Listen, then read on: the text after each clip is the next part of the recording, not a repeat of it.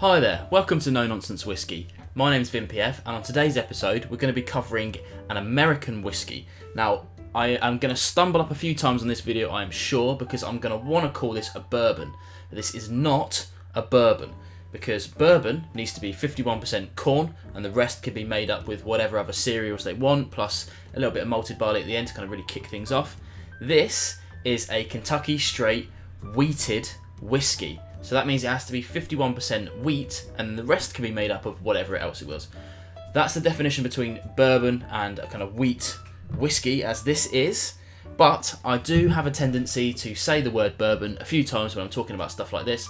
So if I do, and I don't catch myself, please forgive me, and don't go nuts in the comments. Go nuts in the comments about other things, but not necessarily about that. Anyway, let's go talking about this one itself. Now, I recently got this bottle. You would have seen an unboxing for it recently. And it's part of the Somerton Club that I am a subscriber of. This was the second bottle that they sent to me, but it wasn't the second bottle by them. They've had several in the back history, but you can go and check out stuff like that on YouTube. This I wouldn't ordinarily have picked up on because it's quite expensive in the UK. Now, we are getting a 75 milliliter bottle like you get in the Americas, and it's a good 45%, but in the UK this retails for about £55. Where I can get it, you know, and if online it's £55, then I'm gonna have to pay £5 delivery, that sort of thing. So I made a good saving by getting this through Somerton. But like I said, I wouldn't ordinarily have gone and picked this up because of the expense of it. Now, there's a few good things on the label that you can pick up on straight away. Now, as I said earlier, wheat whiskey, not bourbon. It's also a Kentucky straight wheat whiskey. Now that means obviously it has to be made in Kentucky, and the straight part usually means that it's 2 years and above. Now I say usually because sometimes when it's between 2 and 4 years, they'll have to write an age statement on there, and then once it's above 4 years, they don't have to write that age statement anymore. But this one here does have an age statement, which is pretty weird actually. It's only just recently been introduced in the last sort of 5 years, and it says 7 years aged. Small batch, which is less than 100 barrels in this case. There isn't kind of hard and fast rule on that, but that's kind of what they're going for.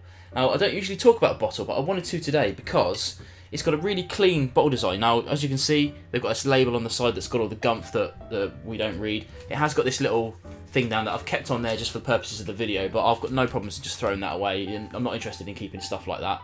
But there's nothing on the back. Just down the side is that in case you want to store it on its side, because it's got a kind of weird thin bottle vibe to it.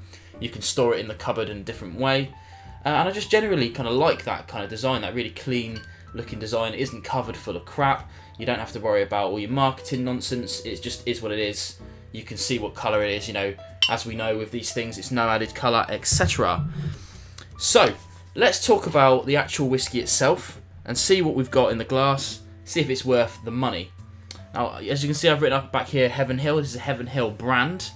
They've got a lot of other kind of brands that they do, but the kind of main ones that you'll know of are like Elijah Craig, Evan Williams, and Larceny, that sort of thing. I haven't covered many of them on the channel, but I have been to a couple of tastings and enjoyed what I've tried. Let's get onto the nose and see what we've got. So straight away, it's a pretty typical kind of bourbony nose. Now I know I said like the difference between bourbon and wheated, but I have to say I think in terms of mash bill, this must be getting close to that 51% wheat and not much extra. The rest I think is corn and then a bit of that malted barley like we said, which kind of makes me think that if you had it the other way round, you know, if you had 51% corn and the rest wheat, like, so if you call it a wheated bourbon, similar to like you kind of WL Wellers and things like that, I don't think there's going to be a hell of a lot of difference in that, you know, it's a very small percentage switch. So you're getting your kind of vanillas and your honeys that you really would expect to get from most bourbons. No surprises, let's say. Let's try on the palate.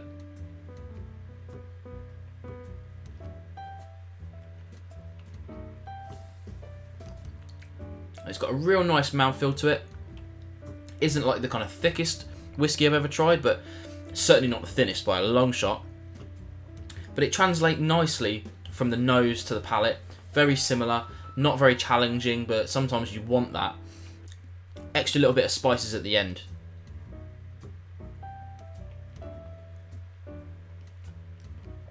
Now, something I usually get from kind of bourbons and the such like wheated, such like this, is some dark fruit, some cherries.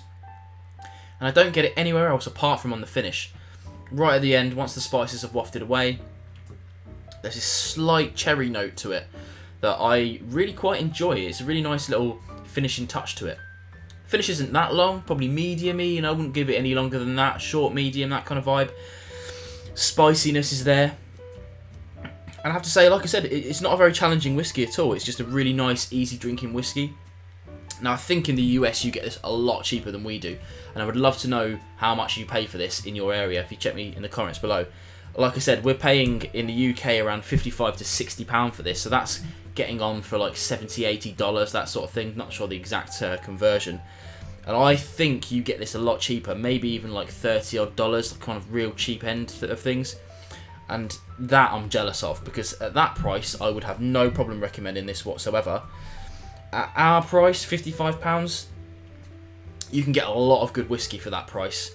It's pushing my my envelope a little bit more than that 50 quid that I really like to stick to, which is another reason why I like the Somerton Club, because they really do let me stick to that 50 quid limit and get some good stuff that's worth more than that. If it weren't for Somerton, I don't think I would have bought it. I think I would have got to it eventually when I've tried a lot of the other cheaper stuff. But like I say, when I see this on a shelf next to something that's of the same price that I know I'm going to like, I would never have picked this up. So really grateful to them for allowing me to try this, but I'm going to struggle to recommend it at classic RRP prices unless you're in the US. If you're watching this in the US and you can get it a lot cheaper than that, then go nuts on it. It's a really, really tasty dram, something that I'm going to enjoy, but I don't think I would buy it again.